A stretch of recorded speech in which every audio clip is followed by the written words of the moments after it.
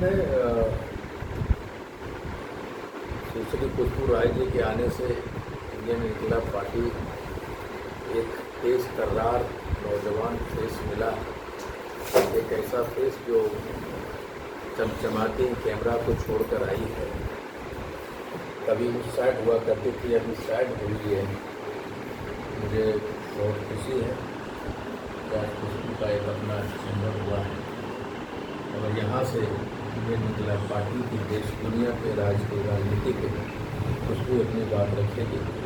Indian इनकलाब party की आवाज़ को मजबूत करेगी। क्या कुछ कहेंगे, कैसा लग रहा है?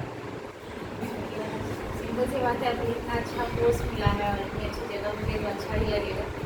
और बात कर ले आईआईपी पार्टी की और गुप्ता सर की, तो आईपी सर ने जो हमें जिम्मेदारी दी है पूरे 100% के साथ निभाएंगे। क्योंकि पिछली बार भी हमने आपको कहा था कि हम जिस भी फील्ड में रहते हैं वहाँ अपना 100% देते हैं। तो जो जिम्मेदारी हमें मिली है वो हम 110% निभाएंगे। और हमें लगता है कि बहुत सारे लोगों की सामत आने वाली है। सामत आने वाली है? क्या नया खुलासा कर रहा है? मतलब सामत उन लोगों को आने वाली है जिसको हम अब तक खुलेआम चुनौती नहीं दे पाते थे। कल तक हम उस जगह थे, सर ने अभी बताया आप लोगों को कि कल तक सर हम उस जगह पे थे जहाँ पे आप हैं और आज हम कैमरे के सामने हैं। तो जब तक हम कैमरे के पीछे थे तो कुछ बंदिशें थी, कुछ फाउंडेशन थे जिसकी वजह से हम खुलकर बोल नहीं पा रहे थे। लेकिन अब जो हमें प्लेटफॉर्म और जो जगह मिला है उसके बाद समझिए तो जो भी लोग होंगे जो बिहार में, देश में लोगों के साथ अन्याय करेंगे उनकी तो सामने आने वाली है। बस इतना ही आज के लिए। और बहुत बहुत शुक्रिया करना चाहेंगे आईपी गुप्ता सर का और पूरे आईआईपी पार्टी के तमाम लोगों का, चाहे वो जिलाध्यक्षों, प्रदेश अध्यक्षों, उन लोगों ने सभी ने भरोसा जताया और सबका प्यार सम्मान जो है हमारे साथ है। उन सभी को तहे दिल से धन्यवाद। खुशबू जी आज कैमरा के सामने आ ही गई हैं। कल जिस तरीके से बीते दिन छात्रों को पिटा गया, लातों से मारा गया, क्या कहेंगे? देखिए, अभी मौजूदा हालात जो हमारे देश का है वो बहुत ही बदतर है, खासकर शिक्षा व्यवस्था के मामले में और छात्रों के साथ हो रही बर्बरता के मामले में। ये पहली बार नहीं हुआ है जब छात्रों पर लाठीचार्ज हुआ।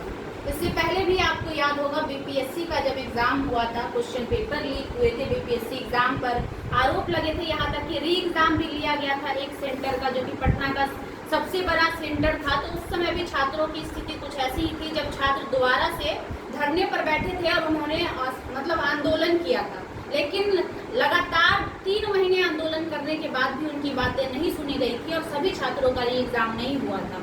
उस वक्त भी गांधी मैदान में इसी प्रकार से छात्रों को पीटा गया था, पानी की बौछारें की गई थी, आंसू गैस छोड़े गए थे।